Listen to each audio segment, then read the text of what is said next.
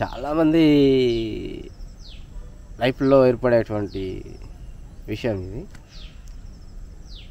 ఎదుటి వాళ్ళకు ఒక మంచి చెప్పి అర్థమయ్యేలా చెప్పి వాళ్ళకి ఎలాంటి ఆ,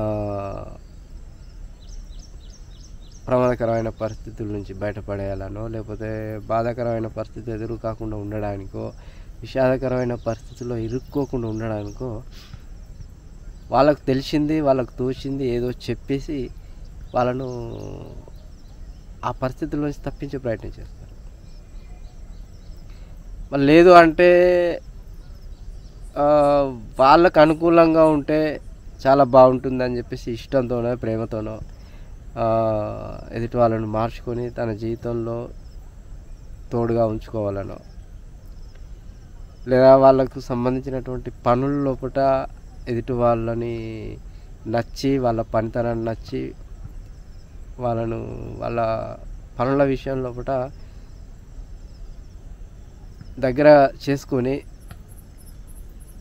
వాళ్ళ పనులు చక్కదిద్దుకునే ప్రయత్నాలు చేయడానికో, ఎదుటి వాళ్ళను నచ్చి ఎదుటి వాళ్ళకి ఏదో చెప్పి వాళ్ళను సన్మార్గంలో నడిపించాలని ప్రయత్నం చేస్తుంటారు. ఉదాహరణకు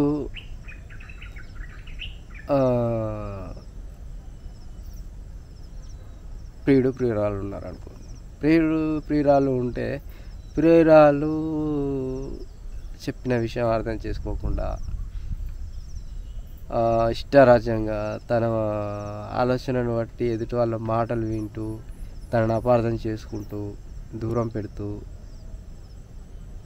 తనని ఇబ్బంది పెడుతూ తన లైఫ్లో సంతోషం అనేది లేకుండా చేస్తుంది అనుకో. అప్పుడు వాడు ఏం చేస్తాడంటే, ప్రియుడు అనేవాడు వానికి తెలిసింది ఏదో వాని గురించి చెప్పి, అలా ఉంటే బాగుండదు, ఇలా ఉంటే బాగుంటుంది, ఇలా చేస్తే హ్యాపీగా ఉంటుంది అని ఏదో చెప్పే ప్రయత్నం చేస్తుంటాడు.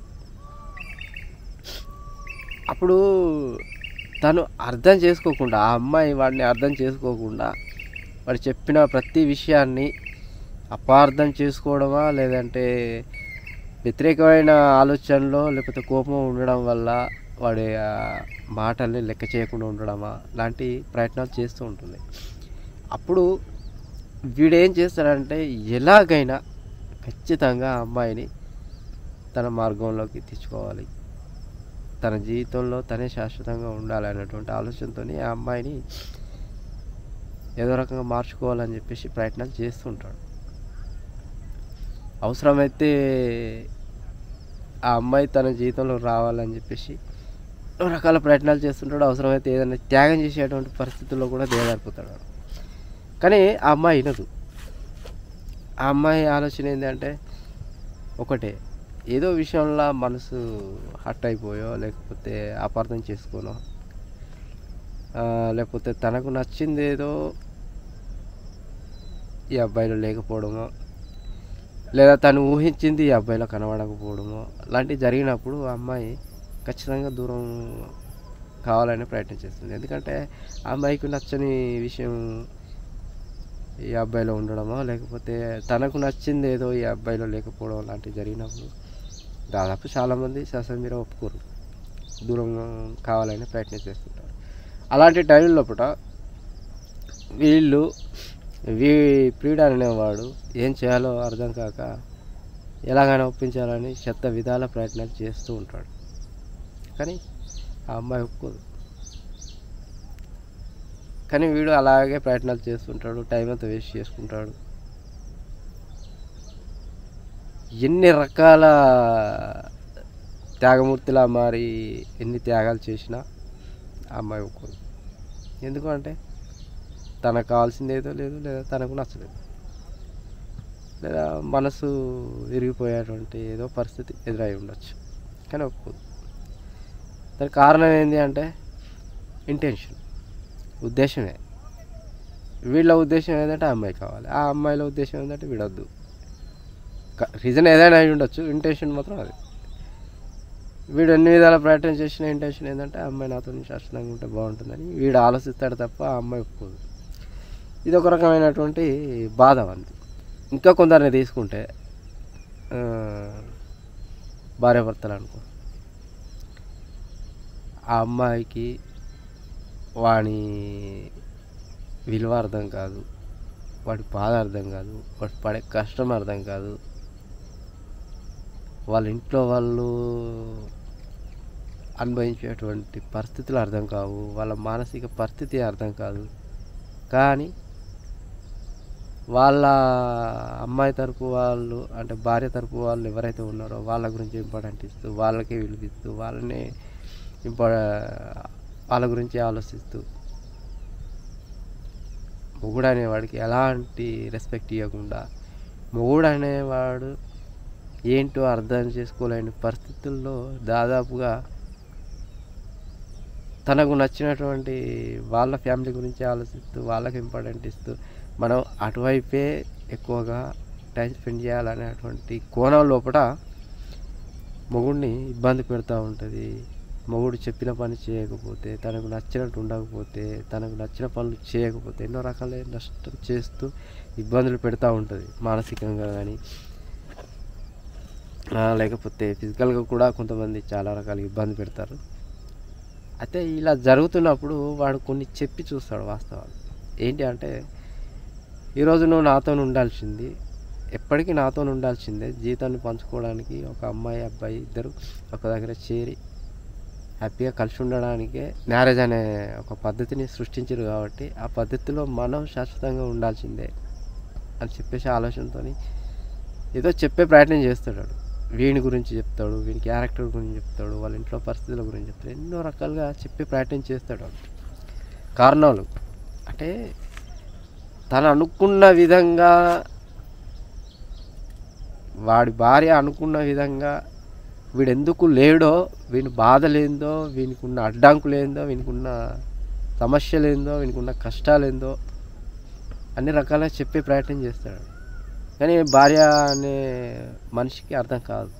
తను ఏం చేస్తుందంటే, వీడు చెప్పేటి అన్నీ అర్థమైనా కాకపోయినా ఆ అమ్మాయి మాత్రం యాక్సెప్ట్ చేయదు. అది ఎందుకంటే సస్యం మీద ఎట్టి పరిస్థితుల్లోనూ మనము నేను అనుకున్నట్టే నడవాలి, లేదు అంటే నీ ఆలోచనలు నీ కారణాలు నాకు అవసరం లేదన్నట్టుగా ఉంటుంది. కానీ వీడు చెప్పే ప్రయత్నం చేస్తూనే ఉంటాడు. ఎన్ని చెప్పినా భార్యకి అర్థం కాదు. అయితే ఈ రకంగా ఆడవాళ్ళు కూడా మగవాళ్ళ వల్ల ఇబ్బందులు పడుతున్నారు. ఆడవాళ్ళని అర్థం చేసుకొని మగవాళ్ళు కూడా ఉంటారు. వాడు ఎన్ని చెప్పినా అర్థం చేసుకొని వీని ఆలోచనకి ఇంపార్టెంట్ ఇవ్వకుండా తన ఆలోచన విధానాలను ఎందుకు పాటిస్తుందంటే తనకు నచ్చినట్టు ఉండాలని ఒక ఆలోచన ఇక్కడ జరిగేది అది. అయితే వీడేం చేస్తాడంటే ఎన్నో విధాలుగా చెప్పి తన మార్గంలో నడిపించుకోవాలి, తన ఇంటి పరిస్థితులకు అనుకూలంగా భార్య నడుపుకుంటే చాలా బాగుంటుంది, నన్ను అర్థం చేసుకుంటే నేను కొంత హ్యాపీగా ఉంటాను, నా కష్టాల్లో కొంచెం బాధ అనేది తగ్గిపోతుంది అనే ఆలోచనలో ఉంటాడు. ఎవరికైనా కానీ అర్థం చేసుకునే వాళ్ళకి చెప్పాల్సిన అవసరం లేదు. భర్త అనేవాడు భార్యకి ఏదో చెప్పి అర్థం చేసుకునేలా చేయాలని చెప్పేసి మూర్ఖంగా తెలివితక్కువతనంతో చెప్పే ప్రయత్నం చేస్తుంది. ఎందుకంటే తను ఒప్పుకోవాలి, తనకు అనుకూలంగా పరిస్థితుల్లో ఇమిడిపోయి అలా కలిసిపోయి ఉంటే హ్యాపీగా ఉంటామనే ఉద్దేశం ఉంటుంది. కానీ తను ఎందుకు అర్థం చేసుకోలేదు అంటే తనకి ఇష్టం లేదు. మెయిన్ తనకి ఇష్టం ఉంటే చెప్పాల్సిన అవసరం లేదు. ఇలా అలా అని చెప్పేసి ఏవో కారణాలు చెప్తే కానీ అర్థం చేసుకోలేని పరిస్థితుల్లో ఉండరు ఇష్టం ఉన్న వాళ్ళు. వాళ్ళకి అర్థం అవుతే ఆటోమేటిక్గా వాళ్ళు అలా కలిసిపోతారు అంతే. ఇక్కడ ఇష్టం లేదు కాబట్టి ఎన్ని చెప్పినా అర్థం చేసుకుని వానికి అనుకూలంగా ఉండాలని చెప్పేసి ప్రయత్నం చేయట్లేదంటే తనకి ఇష్టం లేదు. అక్కడ ఎన్ని చెప్పినా కూడా అర్థం చేసుకోకుండా మూర్ఖంగా తన ఇష్టారాజ్యంగా భర్తకి వ్యతిరేకంగా బాధ పెడుతూ ఇబ్బంది పెడుతూ దూరంగా ఎన్నో రకాల మానసికంగా ఇబ్బందులకు గురి చేస్తుంది. అంటే దానికి కారణం ఏంటి అంటే తనకి ఇష్టం లేదు. అక్కడ నువ్వు ఎన్ని చెప్పినా తనకు అర్థమైనా కూడా పట్టించుకోదు. అర్థం కాక కాదు, నెగ్లెక్ట్ చేస్తుంది అన్నట్టు. అర్థం అవుతుంది కానీ నెగ్లెక్ట్ చేస్తుంది.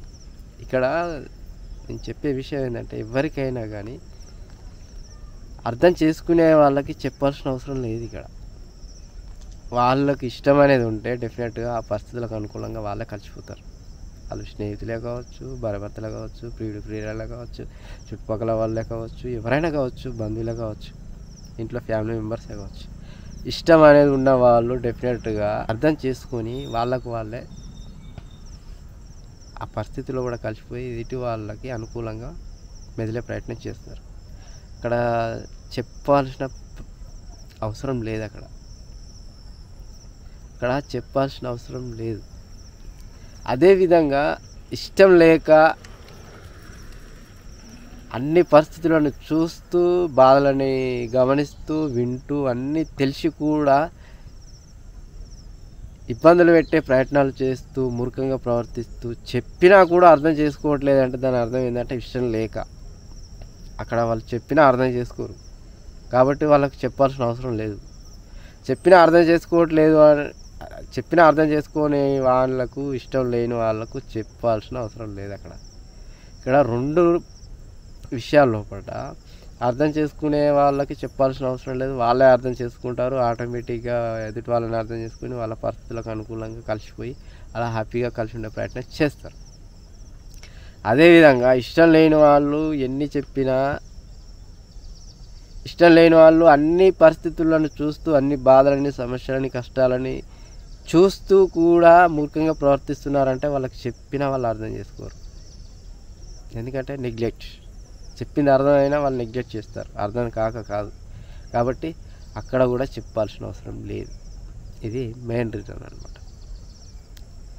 సో అట్లా అర్థం చేసుకునే వాళ్ళకి చెప్పాల్సిన అవసరం లేదు, అర్థం చేసుకొని వాళ్ళకి కూడా చెప్పాల్సిన అవసరం లేదు. సో టోటల్గా ఏంటంటే ఎవరికి ఏ విషయాన్ని కూడా చెప్పి అర్థం చేసుకునేలా చేసి ఒప్పించే ప్రయత్నం చేయాల్సిన అవసరం లేదు. అర్థం చేసుకునే వాళ్ళకి చెప్పాల్సిన అవసరం లేదు.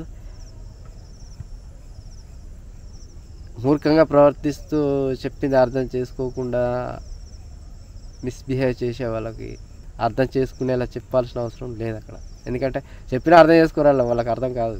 చాలామంది భార్యాభర్తల విషయాల్లో కానీ, అన్నదమ్ముల విషయాల్లో కానీ, లేకపోతే ఫ్యామిలీ విషయాల్లో కానీ, ఫ్యామిలీలో బంధువుల విషయాల్లో కానీ, ప్రియురాల విషయాల్లో కానీ, స్నేహితుల విషయాల్లో కానీ, చుట్టుపక్కల విషయాలు, ఎవరి విషయంలో అయినా మన పరిస్థితులకు అనుకూలంగా ఉండకుండా మనకు వ్యతిరేకంగా మూర్ఖంగా ప్రవర్తిస్తూ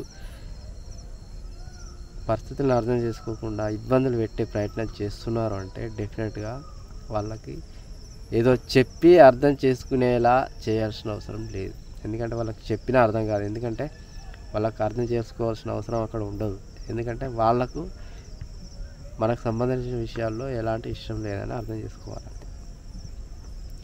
అర్థం చేసుకునే వాళ్ళకు కూడా ఏదో చెప్పి అర్థం చేసుకునేలా చేయాల్సిన అవసరం లేదు. ఎందుకంటే వాళ్ళే అర్థం చేసుకుంటారు, వాళ్ళే అన్నీ అర్థం చేసుకుని వాళ్ళకు వాళ్ళు ముందుకు వచ్చి మన పరిస్థితుల లోపల కలిసిపోయి మనల్ని ఇబ్బంది పెట్టకుండా హ్యాపీగా మనతో ఉండే ప్రయత్నం చేస్తారు. కాబట్టి ఇక్కడ కూడా వాళ్ళకి చెప్పాల్సిన అవసరం లేదు. టోటల్గా అర్థం చేసుకునే వాళ్ళకి చెప్పాల్సిన అవసరం లేదు, అర్థం చేసుకోకుండా మూర్ఖంగా ప్రవర్తించే వాళ్ళకి కూడా చెప్పాల్సిన అవసరం లేదు. 2 రకాల మనుషులకు ఏది చెప్పాల్సిన అవసరం లేదు. అనవసరంగా మనమే ఏదేదో వాగుతూ ఉంటాం. ఇది అర్థం చేసుకునేలా చెప్పాలి, అది అర్థం చేసుకోవాలి చెప్పాలి. ఎవరికి ఏ విధంగా అర్థం చేసుకోవాలనే ప్రయత్నం చేయాల్సిన అవసరం లేదు. ఎందుకంటే అర్థం చేసుకునే వాళ్ళు అర్థం చేసుకుంటారు, అర్థం చేసుకోలేని వాళ్ళు చెప్పినా అర్థం చేసుకోరు, అంతే ఇక. కాబట్టి ఆ విషయాల్ని పక్క పెట్టేసి మన పనులు మనం చేసుకుంటూ వెళ్ళిపోవాలి. ఎవరో అర్థం చేసుకోవాలి, ఎవరికో ఏదో అర్థం కావాలని మాత్రం ఎట్టి పరిస్థితుల్లో ప్రయత్నం చేయాల్సిన అవసరం లేదు.